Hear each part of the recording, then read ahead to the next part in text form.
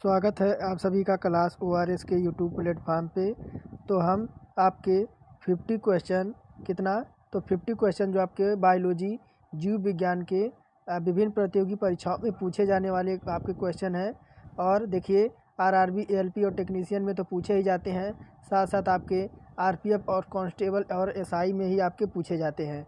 SSC हो गया, UP police हो गया, और यानी कोई भी एग्ज़ाम हो वहाँ से आपके जीव विज्ञान के क्वेश्चन पूछे जाते हैं। और आज के जो है 50 क्वेश्चन जो आपके मोस्ट इम्पोर्टेंट क्वेश्चन होने वाले हैं, अंत तक देखिए। आने वाले एग्ज़ाम में आप ज़रूर यहाँ से एक आध दो क्वेश्चन आपको मिल जाएंगे। तो चलिए आगे बढ़ते हैं और देखते हैं कि आज के जो हमारे मोस्ट इम्पोर्टेंट क्वेश्चन कौन कौन से हैं। तो देखिए पहला क्या कह रहा है, जीव विज्ञान है, जीवन का भौतिक आधार क्या है। पहला क्वेश्चन पूछ रहा है कि जीवन का भौतिक आधार क्या है। तो ऑप्शन है जीन, कोशिका, जीव द्रव्य या माइटोकॉन्ड्रिया। तो जीवन का भौतिक आधार क्या है, तो ऑप्शन हो जाएगा सी, जीव द्रव्य हो जाएगा। फिर देखिए दूसरा नंबर पूछ रहा है, कोशिका का ऊर्जा गृह किसे कहा जाता है।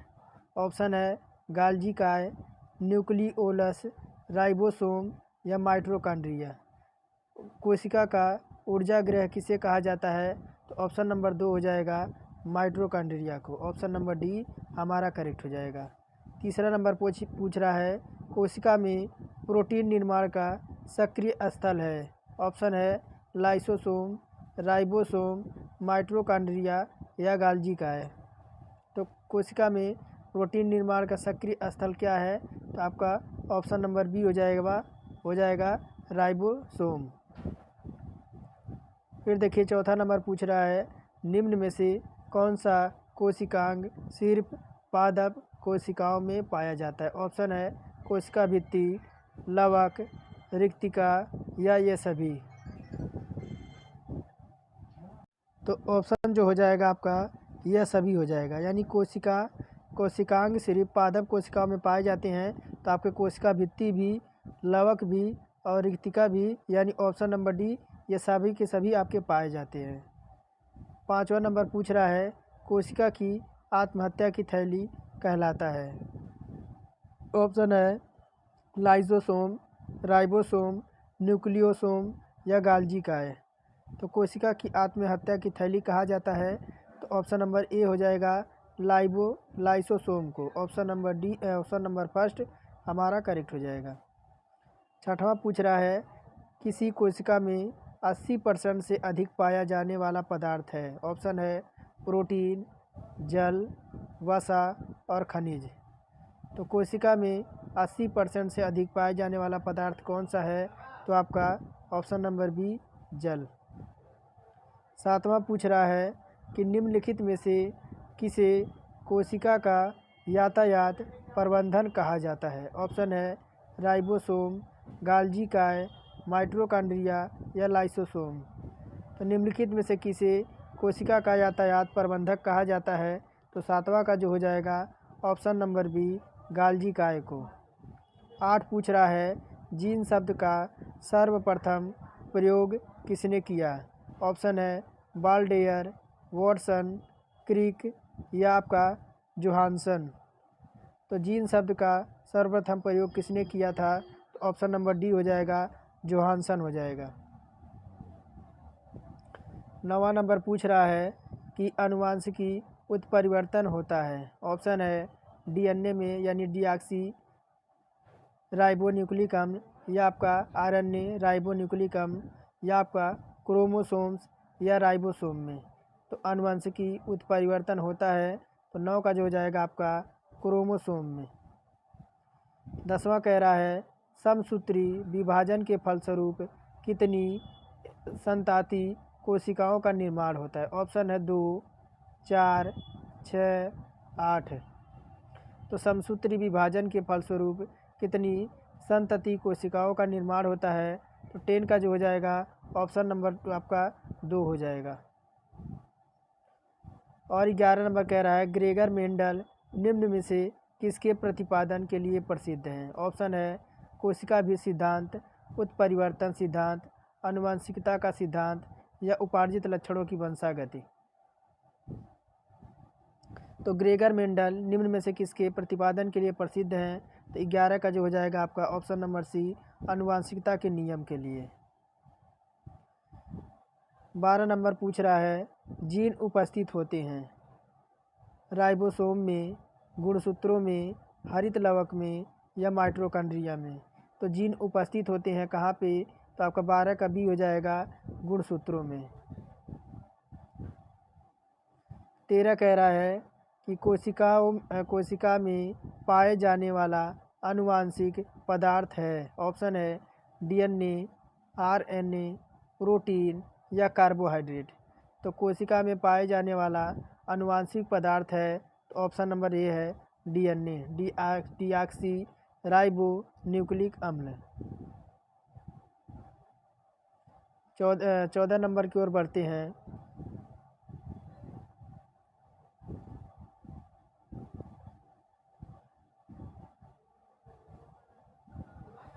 क्या पूछ रहा है 14 नंबर में? डीएनए का द्विकुंडल प्रारूप किसने दिया है? ऑप्शन है Robert Hooke, Jones Salk, Watson एवं क्रिक, साइल्डेन एवं श्वास। तो डीएनए का द्विकुंडल प्रारूप किसने दिया है? तो 14 का हो जाएगा आपका वाटसन एवं क्रिक ने। 15 नंबर पूछ रहा है, मनुष्यों में कौन से क्रोमोसोम्स के मिलने से पुत्र का जन्म होता है? तो मनुष्यों में कौन से क्रोमोसोम्स के मिलने से पुत्र का जन्म होता है? तो ऑप्शन हो जाएगा आपका पुरुष का वाई और स्त्री का एक्स। आपका पुरुष का वाई और स्त्री का एक्स, इस मिलने से आपका पुत्र की प्राप्ति होती है। 16 नंबर है, शिशु का पितृत्व सिद्ध करने के लिए निम्नलिखित में से किस एक तकनीकी का प्रयोग किया जाता है? ऑप्शन है प्रोटीन संश्लेषण, डीएनए फिंगरप्रिंटिंग, गुणसूत्र गणन या डी कह रहा है डीएनए का मात्रक विश्लेषण। तो 16 का हो जाएगा option number B, DNA fingerprint. फिर देखिए 17 नंबर पूछ रहा है कि जीन का सर्वप्रथम कृत्रिम संश्लेषण किसने किया है? ऑप्शन है GC. Bose, Robert Hooke, HG. Khorana या वॉटसन। तो जीन का सर्वप्रथम कृत्रिम संश्लेषण किसने किया है? तो 17 का हो जाएगा सी, एच.सी. खुराना।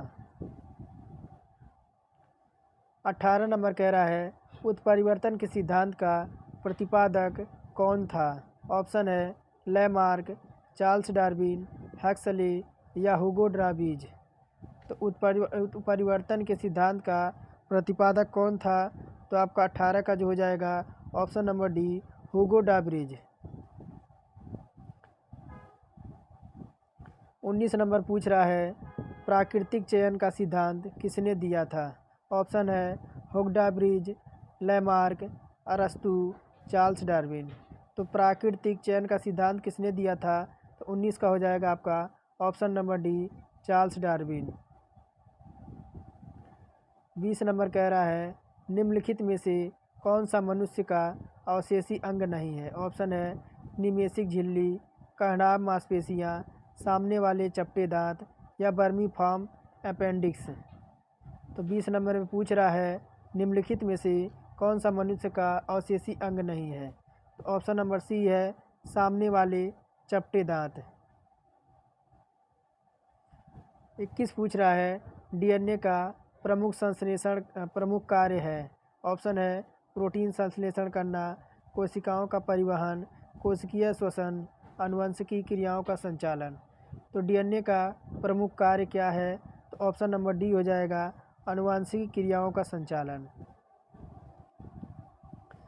दूसरा कह रहा है, एक पीढ़ी से दूसरे पीढ़ी में परिवर्तन हेतु आनुवंशिक गुणों के उत्तरदायी होते हैं। ऑप्शन है जीन, क्रोमोसोम, केंद्रक या इनमें से कोई नहीं।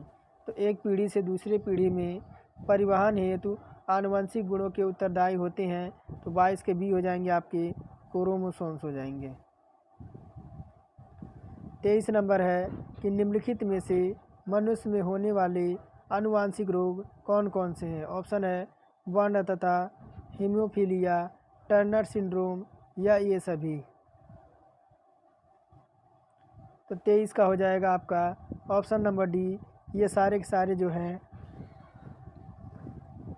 आनुवंशिक रोग के आपके मनुष्य में होने वाले हैं।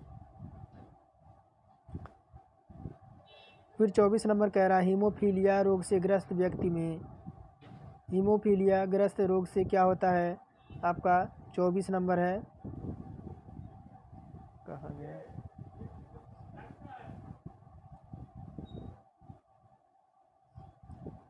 तो हीमोफीलिया ग्रस्त से व्यक्ति में क्या होता है, तो ऑप्शन है खून की कमी हो जाती है, खून का बहना बंद नहीं होता, रक्त बनता ही नहीं, या उपरोक्त सभी। तो हीमोफीलिया से ग्रस्त व्यक्ति के अंदर क्या होता है, तो 23 का हो जाएगा आपका ऑप्शन नंबर डी हो जाएगा। खून की कमी हो जाती है, खून का बहना भी नहीं बंद होता है, और रक्त जो है वह थक्का नहीं बनता है। तो ऑप्शन नंबर डी उपरोक्त सभी आपका करेक्ट हो जाएगा। 25 नंबर कह रहा है डॉल्फिन किस वर्ग का उदाहरण है, ऑप्शन है एम्फीबिया, पक्षी है, स्तनधारी है, या आपका मत्स्य है। तो डॉल्फिन किस वर्ग का उदाहरण है, तो 25 का जो हो जाएगा यह आपका स्तनधारी के अंतर्गत आती है। फिर देखिए 26 नंबर कह रहा है कि सबसे बड़े उड़ने में असमर्थ पक्षी जो तेज गति से दौड़ सकता है वह है, ऑप्शन है पेंगुइन, कीवी, ऑस्ट्रिच, या एमू। तो सबसे बड़ा उड़ने में असमर्थ पक्षी जो तेज गति से दौड़ सकता है वह है, तो 26 का हो जाएगा ऑप्शन नंबर सी आपका ऑस्ट्रिच हो जाएगा। 27 नंबर कह रहा है निम्नलिखित में से किस जंतु में अमरत्व का गुण पाया जाता है, ऑप्शन है अमीबा, हाइड्रा, एस्केरिस, या जोंक। तो निम्नलिखित में से किस जंतु में अमरत्व का गुण पाया जाता है, तो 27 का ए हो जाएगा आपका अमीबा। 28 नंबर कह रहा है निम्नलिखित में से नियत तापी प्राणी कौन सा है, ऑप्शन है शार्क, सांप, छिपकली, चमगादड़। तो निम्नलिखित में से नियत तापी प्राणी कौन सा है, तो 28 का हो जाएगा आपका चमगादड़। 29 नंबर पूछ रहा है सबसे विशाल जीवित स्तनपायी कौन सा है, ऑप्शन है हाथी, ऊंट, नीलहेल, या मनुष्य। तो सबसे विशाल जीवित स्तनपायी कौन सा है, तो 29 का जो हो जाएगा ऑप्शन नंबर सी नीली आपका व्हेल मछली हो जाएगी। और 30 नंबर पूछ रहा है एम्फीबिया वर्ग के जंतु हैं, ऑप्शन है सिर्फ जल में पाए जाते हैं, या जल एवं थल दोनों में पाए जाते हैं, सिर्फ पेड़ में पाए जाते हैं, या डी कह रहा है सिर्फ थल में पाए जाते हैं। तो एम्फीबिया वर्ग के जंतु क्या होते हैं, तो ये क्या होते हैं, तो आपके जल एवं थल में पाए जाते हैं। 31 नंबर पूछ रहा है विश्व में जंतुओं का सबसे बड़ा संघ कौन सा है, ऑप्शन है प्रोटोजोआ, हेमिकोरोडेटा, इकाइनोडेर्मेटा, या आर्थ्रोपोडा। तो विश्व में जंतुओं का सबसे बड़ा संघ कौन सा है, 31 नंबर में पूछ रहा है। तो 31 का जो हो जाएगा ऑप्शन नंबर डी आर्थ्रोपोडा हो जाएगा। 32 नंबर है पौधा और जंतुओं के बीच के योजक कड़ी के रूप में जाना जाता है, ऑप्शन है अमीबा, युगलीना, प्लाज्मोडियम, या पैरामीशियम। तो पौधों और जंतुओं के बीच के योजक कड़ी के रूप में जाना जाता है, तो आपका हो जाएगा युगलीना। और देखिए 33 नंबर पूछ रहा है पक्षियों की हड्डी होती है, ऑप्शन है खोखली, ठोस, लचीली, या इनमें से कोई नहीं। तो पक्षियों की हड्डी आपकी कैसी होती है, तो आपकी खोखली होती है। फिर देखिए 34 नंबर कह रहा है स्थानियों के हृदय में कितने कक्ष होते हैं, स्थानियों के हृदय में कितने कक्ष यानी चेम्बर होते हैं, तो आपके टोटल आपके 4 होते हैं। 35 नंबर पूछ रहा है स्तनधारी वर्ग के किस जंतु में रक्त का तापमान सर्वाधिक पाया जाता है, ऑप्शन है गाय के, मनुष्य के, चमगादड़ के, या बकरी के। तो 35 में पूछ रहा है स्तनधारी वर्ग के किस जंतु में रक्त का तापमान सर्वाधिक आपका पाया जाता है, तो 35 का हो जाएगा आपका बकरी में। तो देखिए 36 नंबर पूछ रहा है डायनासोर थे, तो सीनोजाइक सरीसृप, मोजोजाइक पक्षी, या आपके पैलियोजाइक एम्फीबिया या मेजोसाइक सरीसृप। तो डायनासोर थे तो आपके मेजोसाइक सरीसृप। फिर देखिए 37 नंबर पूछ रहा है कि विषैले सर्पों में विष ग्रंथियाँ परावर्तित रहती हैं। ऑप्शन है यकृत ग्रंथि में, लार ग्रंथि में, पीयूष ग्रंथि में या इन सभी में। तो जो विषैले सांप होते हैं वो विशेष आपकी विष ग्रंथियाँ परावर्तित होती हैं। 37 में पूछ रहा है तो आपका ऑप्शन नंबर बी हो जाएगा, लार ग्रंथि में। 38 है निम्नलिखित में से कौन सा एक वास्तविक मछली है। तो ऑप्शन है crayfish, cuttlefish, flying fish या सिल्वर फिश। तो निम्नलिखित में से कौन सा एक वास्तविक मछली है। तो 38 का हो जाएगा आपका फ्लाइंग फिश हो जाएगा। फिर देखिए पूछ रहा है आपसे शीत रक्त वाला प्राणी है। ऑप्शन है सर्प, मेंढक, छिपकली या ये सभी। तो शीत रक्त वाला प्राणी कौन से हैं। तो 39 के ये सभी जो है आपके मेंढक, सर्प, छिपकली ये सब आपके शीत रक्त वाले प्राणी हैं, यानी आपके ठंडा इनका खून होता है। 40 पूछ रहा है किस वर्ग के ऊतक शरीर की सुरक्षा कवच का कार्य करते हैं। ऑप्शन है एम्पिथीलियमी, पेशीय, संयोजी या तंत्रिकीय। तो किस प्रकार के ऊतक शरीर की सुरक्षा कवच का कार्य करते हैं। तो 40 का हो जाएगा ऑप्शन नंबर ए, एम्पिथीलियमी। 41 कह रहा है कट गया है क्या, चलिए तो कोई नहीं, 42 पे चलते हैं। क्या कह रहा है तंत्रिका ऊतक की इकाई है। ऑप्शन है एक्सान, न्यूरॉन, बोमेन, कैप्सूल या गुच्छिका। तो तंत्रिका ऊतक की इकाई है तो 42 का हो जाएगा आपका ऑप्शन नंबर बी, क्या, तो न्यूरॉन हो जाएगा। फिर देखिए 43 पूछ रहा है ऊँट का कुबड़ किस ऊतक का बना होता है। ऑप्शन है कंकालीय, पेशीय, वसीय या उपास्थि। तो ऊँट के कुबड़ किस ऊतक का बना होता है। तो 43 का जो हो जाएगा ऑप्शन नंबर ये है आपका वसीय प्रकार से बना होता है। फिर देखिए 44 नंबर पूछ रहा है निम्नलिखित में से कौन सा ऊतक का उदाहरण है। ऑप्शन है मस्तिष्क, किडनी, लीवर या रक्त।